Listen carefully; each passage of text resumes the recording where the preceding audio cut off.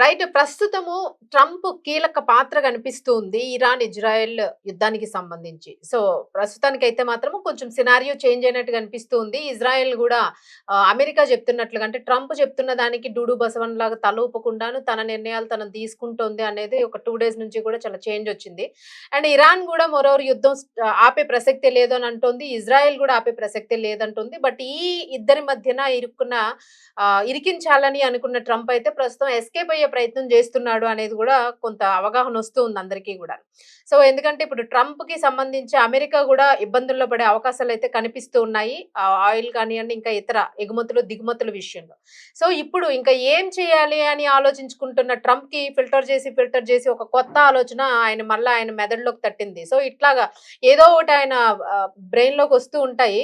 So అలాగే ఏదో ఒక మెరుపులాగా వచ్చిన ఆలోచన ప్రస్తుతానికైతే మాత్రం సెక్షన్ 301 ఇది అక్కడ యూఎస్ సుప్రీం కోర్టుకి సంబంధించి దీన్నైతే కొట్టివేయడం జరిగింది.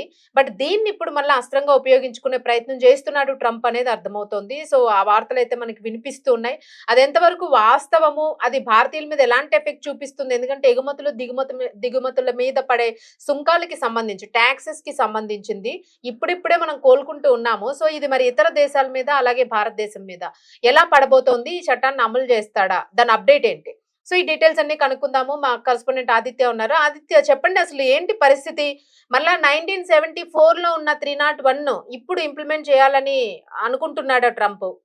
అవును. ఎందుకంటే ఇప్పుడు అది ఆయనకి ఒక జలకొచ్చి పడింది. అంటే ఆయన అధికారంలోకి వచ్చినప్పటి నుంచి కూడా మనం చూసుకుంటూ వస్తే చాలా దేశాల మీద ఇష్టానుసారంగా సుంకాలు పెంచేయడం జరిగింది. 25% అంటాడు, 50 అంటాడు, 100 అంటాడు. ఆ చైనాతో అయితే ఏకంగా ఈయన పెంచితే ఆయన పెంచడం, ఈయన పెంచితే ఈయన పెంచడం, అట్లా ఒక పోటీ వాతావరణం వాళ్ళ మధ్య అప్పుడు నెలకొనడం మనం చూసాం.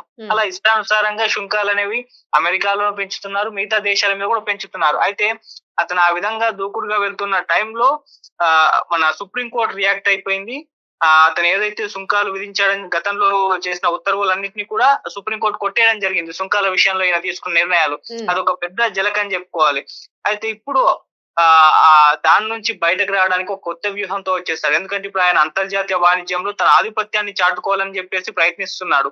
సో తన ఆధిపత్యాన్ని చాటుకోవడానికి ఇప్పుడు ట్రంప్ ఒక కొత్త వ్యూహాన్ని అమల్లోకి తెచ్చారు. అదేంటంటే 1974 నాటి వాణిజ్య చట్టంలోని సెక్షన్ 301 ఇప్పుడు అస్త్రంగా ఎంచుకున్నారు. సో ఏంటి ఈ చట్టం అని చూస్తే, ఈ చట్టం కింద ఇండియా కావచ్చు, చైనా కావచ్చు, జపాన్ కావచ్చు, లేకుంటే యూరోపియన్ యూనియన్ వంటి 16 దేశాల వాణిజ్య విధానాల మీద అమెరికన్ ట్రేడ్ రిప్రజెంటేటివ్ USTR అని ఒకటి ఉంటుంది. ఈ కార్యాలయం అధికారికంగా అయితే ఇప్పుడు దర్యాప్తు అయితే ప్రారంభించింది. ఈ సెక్షన్ 301 అనేది ఇప్పుడు అమెరికాకు ఉన్న ఒక అత్యంత శక్తివంతమైన చట్టం అని చెప్పుకోవాలి. ఏదైనా దేశం అనుసరిస్తున్న వాణిజ్య విధానాలు అటు అమెరికా ప్రయోజనాలకు ఏమన్నా ఇబ్బంది కలిగిస్తున్నాయని భావిస్తే ఈ చట్టం కింద విచారణ జరిపి ప్రపంచ వాణిజ్య సంస్థతో సంబంధం లేకుండా కేవలం ఏకపక్షంగా భారీ టాక్సెస్ విధించే అధికారం కూడా అమెరికాకు ఉంటుంది. సో అటువంటి ఒక పవర్ఫుల్ సెక్షన్ ఈ 301 అనేది. భారత్ లో కొన్ని ఉత్పత్తుల మీద విధిస్తున్న ఇప్పుడు హైయెస్ట్ టాక్సెస్ కావచ్చు, లేకుంటే స్థానిక తయారీ నిబంధనలు మరియు డేటా స్టోరేజ్ పాలసీలు, ఇవన్నీ కూడా అమెరికా వ్యాపారాలకు అడ్డంకిగా ఉన్నాయని చెప్పేసి అటు వాషింగ్టన్ అయితే భావిస్తుంది. సో ఈ దర్యాప్తు అనేది ప్రధానంగా ఇప్పుడు కొన్నిటి మీద చేస్తుంది. అది ఏంటంటే దాంట్లో ఉక్కు ఉంది, అల్యూమినియం ఉంది, ఆటోమొబైల్స్, సెమీ కండక్టర్లు, సోలార్ పరికరాలు మరియు రసాయన రంగాల మీద, వీటి మీద దృష్టి సారించి వీటి మీద ఒక దర్యాప్తు అయితే ప్రారంభం చేస్తుంది. అయితే అమెరికా తీసుకున్న ఈ ఆకస్మిక నిర్ణయం అనేది అటు భారత్ అమెరికా మధ్య జరుగుతున్న మధ్యంతర వాణిజ్య ఒప్పంద చర్చల మీద అయితే తీవ్ర ప్రభావం చూపే అవకాశం కూడా ఉంది. అటు సుంకాల ఉద్రిక్తతలను తగ్గించుకొని మార్కెట్ ప్రాప్యతను పెంచుకోవాలని చెప్పేసి కూడా ఇరు దేశాలు భావిస్తున్న తరుణంలో ఇప్పుడు దర్యాప్తు చర్చలను అయితే వెనక్కి నెట్టిందని చెప్పుకోవాలి. అమెరికా తన బేరసార శక్తిని పెంచుకోవడానికి ఎత్తుగడ వేసిందని కూడా విశ్లేషకులు అయితే భావిస్తున్నారు. సో అంటే బార్గింగ్ చేయాలి, ఆ బార్గింగ్ పవర్ ని మనం పెంచుకోవాలి, ఇండియా మీద పెత్తనం చెలాయించాలి అన్నట్టుగా ఇవి ప్లాన్ చేస్తున్నట్టుగా మనకు కనిపిస్తుంది. సో ఇప్పటికే ఇండియా అమెరికన్ ఉత్పత్తుల మీద సుంకాలు తగ్గించడానికి మొగ్గు చూపినప్పటికీ పాల ఉత్పత్తులు మరి ఇంకొన్ని కీలక వ్యవసాయ రంగాల్లో మాత్రం మార్కెట్ అనుమతి ఇవ్వడానికైతే నిరాకరించడం జరిగింది. సో దీని వల్లే అటు అమెరికా కాస్త కోపం కలిగినట్టు అయినట్టు కూడా చెప్తూ ఉన్నారు. అయితే ఇది ప్రపంచ మార్కెట్ల మీద కూడా ప్రభావం చూపిస్తుంది. అమెరికా ప్రారంభించిన ఈ నిర్మాణ సంబంధిత అధిక సామర్థ్యం అంటే స్ట్రక్చరల్ ఎక్సెస్ కెపాసిటీ అంటారు. ఇది అంటే విచారణ, ప్రధానంగా ప్రభుత్వ సబ్సిడీలతో దేశీయ అవసరాలకు మించి ఉత్పత్తిని పెంచే దేశాలను లక్ష్యంగా చేసుకుంది. సబ్సిడీల ద్వారా తక్కువ ధరకు వస్తువులను ప్రపంచ మార్కెట్ లోకి ఎగుమతి చేయడం వల్ల అమెరికా కంపెనీలు నష్టపోతున్నాయని చెప్పేసి అటు యుఎస్టీఆర్ వాదిస్తుంది. ఓకే. సో ఈ దర్యాప్తు ముగిసిన తర్వాత ఆ ట్రంప్ గవర్నమెంట్ అనేది 10-15% వరకు శాశ్వతంగా సుంకాలు విధించే అవకాశం కూడా ఉండే అవకాశం కూడా ఉంది. అది కూడా భారతీయ ఎగుమతిదారులు ఇప్పుడు ఆందోళన వ్యక్తం చేస్తున్నారు దానిపైన కూడా. అంటే 10-15 పెంచేసి శాశ్వతంగా, అదే తాత్కాలికంగా అంటే అది కొంత ప్రైస్ ఉన్నప్పుడు పెంచేసి వదిలేదు. శాశ్వతంగా పెంచేస్తే ఇబ్బంది పడిపోతారు ఎగుమతిదారులు అందరూ కూడా. అందుకే వాళ్ళు కూడా ఇప్పుడు ఆందోళన అయితే వ్యక్తం చేస్తున్నారు. సో ఇటు మనకు ఫ్రెండ్లీ నేచర్ ఉంది అమెరికాతో. అవును. సో ఇలా మిత్రపక్షంగా ఉన్న భారత్ ను కూడా ఈ జాబితాలో ఇప్పుడు చేర్చడం, అంటే వాళ్ళు మిత్రులుగా ఉన్నప్పటికీ మనల్ని కూడా ఆ జాబితాలో చేర్చడం అనేది వాణిజ్య విషయంలో ట్రంప్ ప్రభుత్వం ఇప్పుడు ఎవరికి కూడా అసలు మినహాయింపులు ఇవ్వట్లేదనేది ఒక స్పష్టమైన సంకేతాలు. దీన్ని చూస్తే మనకు అర్థమైపోతుంది. అంత స్పష్టమైన సంకేతాలు అయితే పంపింది. మరి రాబోయే రోజుల్లో భారత్ ఈ విచారణను ఎలా ఎదుర్కొంటుంది, అమెరికాతో వాణిజ్య చర్చలు ఎలా ముందుకు సాగుతాయనేది ఒక ప్రశ్నార్థకంగా మారిపోయింది. మరి తొందరలో వీటికి సంబంధించి క్లారిటీ వస్తుంది. మరి ఇండియన్ గవర్నమెంట్ కూడా దీని పట్ల ఏ విధంగా రియాక్ట్ అవుతుందో కూడా చూడాలి. సో యాక్చువల్ గా మనకి ఇలాంటి చర్చలు జరుగుతున్న టైంలోనే మొన్న అటాక్ అనేది జరిగింది. సో ఎప్పుడైతే చర్చలు మొదలు పెడతామో మనము ఏదైనా వాణిజ్యానికి సంబంధించి కానీ, ప్రతి దానికి సంబంధించి ఏదైనా యుద్ధాలకు సంబంధించి ఏదైనా, సో ఆ టైంలోనే ఇలాంటి అటాక్స్ జరుగుతూ ఉన్న నేపథ్యంలోని సో మళ్ళా ఇప్పుడు ఈ వాణిజ్యానికి సంబంధించిన చర్చలు జరిగే అవకాశం ఉంటుందా ఈ యుద్ధం టైంలోని? సో ఎప్పుడు జరిగే ఛాన్స్ ఉంటుంది? ఏమైనా గెస్ చేయగలగొచ్చా మనం అసలు? ట్రంప్ తో చర్చలంటే కష్టం అని చెప్పుకోవాలి. ఆయన ఎటువంటి వైఖరి ఉందో మనకు తెలిసిందే.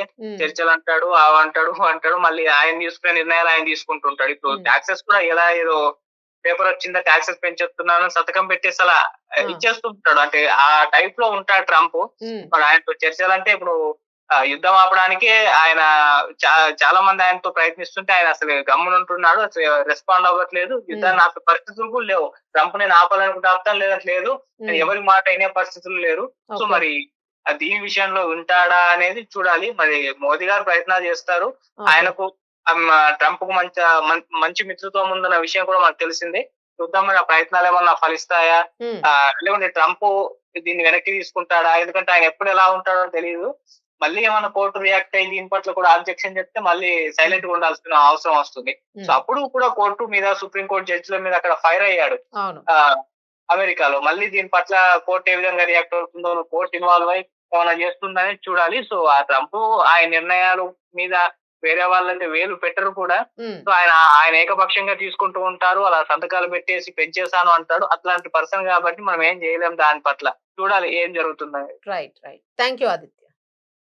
సో ఇది ప్రస్తుతము కొత్త న్యూస్ ఇది. ఎందుకంటే ట్రంప్ ఇన్ని రోజులు కూడా ఇజ్రాయెల్ కి సపోర్ట్ చేస్తూ వచ్చాడు. ఇరాన్ ఒంటరిగా పోరాడుతూ ఉంది. ఇండియా మాత్రం న్యూట్రల్ గా ఉంది. మిగిలిన రష్యా, చైనా సో అవి కూడా వాటికి సంబంధించి ఒక కరెక్ట్ దీనిలోనే ఉన్నాయి. చైనా కూడా ఇరాన్ తోని బానే ఉంది. వాళ్ళ ఆయిల్స్ అవి వెళ్తూ ఉన్నాయి. అలాగే రష్యా కూడా ఒక న్యూట్రల్ దీనిలోనే ఉంది.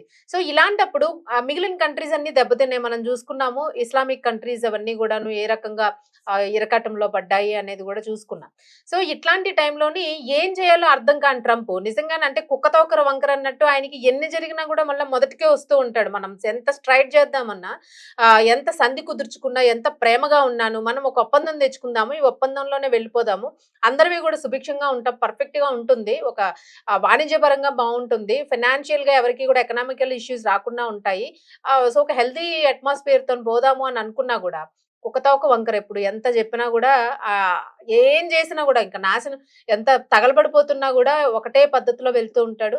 సో ఇప్పుడు ఈ సెక్షన్ 301 అనేది మాత్రమే ఇంకేదో రకంగా అమలు చేయాలి, టారిఫ్లు పెంచాలి, ఎంతో కొంత రాబట్టాలి అనే పనిలో మళ్ళా ఆలోచిస్తున్నాడు. ఈ టారిఫ్లు అనేవి ఆయనకి ఏంటంటే బ్లడ్ లో బాగా ఇన్బిల్ట్ అయిపోయింది. ఆయనకి టారిఫ్ అనేది మాట్లాడితే టారిఫ్ అనే అస్త్రాన్ని తీస్తూ ఉంటాడు గుప్పెట్లో పెట్టుకోవడానికి.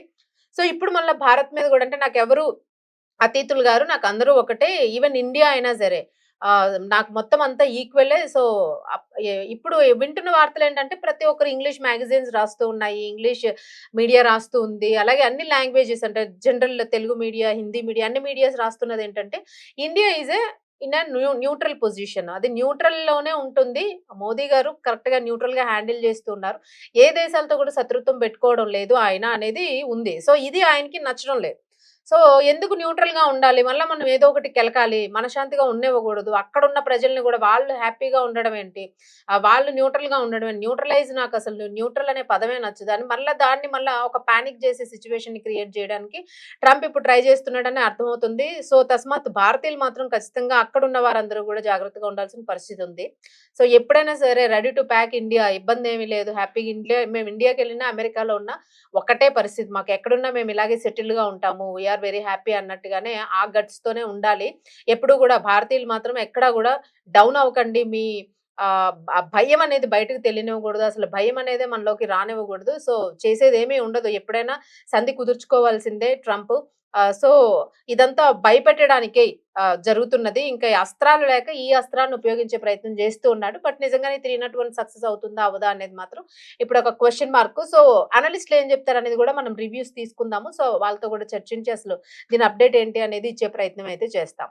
మరిన్ని లేటెస్ట్ అప్డేట్స్ కోసం చూస్తూనే ఉండండి రెడ్ టీవీ.